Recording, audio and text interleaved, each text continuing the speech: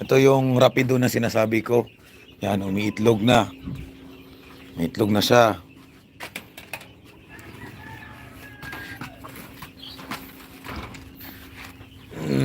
Hindi niya tinuka. So, napakagandang sinyalis yun. Ito yung rapido natin. Wala pa yung halong G-series. Rapido pa lang talaga. Yan. So, mga ka-sideline,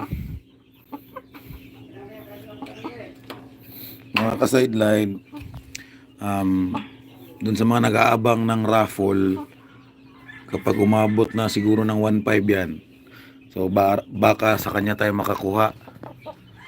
Tansya ko, kukuha tayo ng itlog nito next week, mga after 4 days or 5 days, kasi walang laman ito. After 4 days or 5 days, so incubate natin yan for 21 days. So 26 days na yon, diba? Day old. Another, so nasa ano na yon, October katapusan. Another 4 weeks or 3 weeks. So papunta talagang November.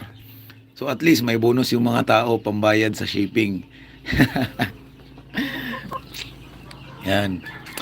Doon pala sa mga kaibigan nating taga Iloilo, may mga nagko-comment na, ano po, reminder lang po, kayo po yung sasagot ng shipping kapag kukunin nyo yung raffle ninyo. Nag-inquire ako kay Boss Lotex, yung isa sa malakas na shipper natin dito, yung mabait na shipper.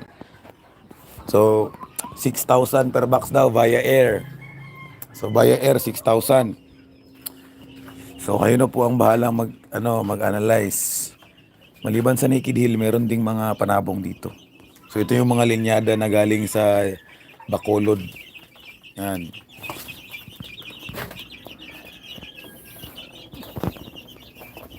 Yung mga sisiw dito nakakulong pero tinututukan talaga ni Papa para makagala. Yan. Iakyat na naman yan mamaya. Gaya nila. Dito lang yan sila. Titibay naman yung oriental. Tsaka matatangkad. So hindi kinakain ng daga. So kaya dito yan sila. Dito yan lumaki. Napakaganda ng G47, G45 natin. Kuha niya yung medyo brown.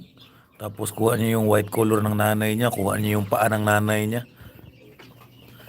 Itong isa naman, brown na brown. Galing kasi yan sa G45 na kulay.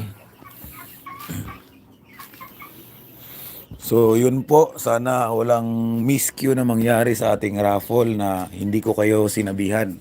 Basta sinabihan ko kayo na kayo ang sasagot ng shipping. So dito na side, ito yung mga pure breed natin. Yan, pure G45. Ito pure linyada ni Sir Hirumi. So kakasimula ko lang kumuha kina Sir Hirumi at Sir Brando. Kay Boss Jojo kasi matagal na kaming nag-uusap. Matagal na talaga. Since pandemic. Kasi idol ko yung Mexican siya mo dati.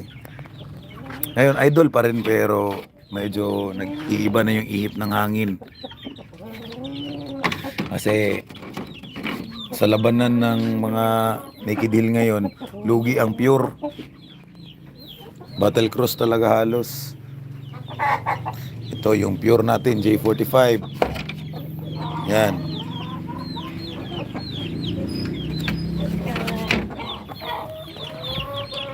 Mga kabir shamo for meat purposes.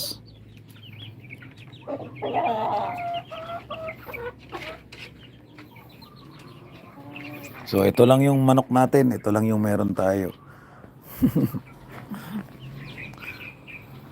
Sa mga ka-sideline na, yung sa raffle, sagot nyo lang po yung shipping.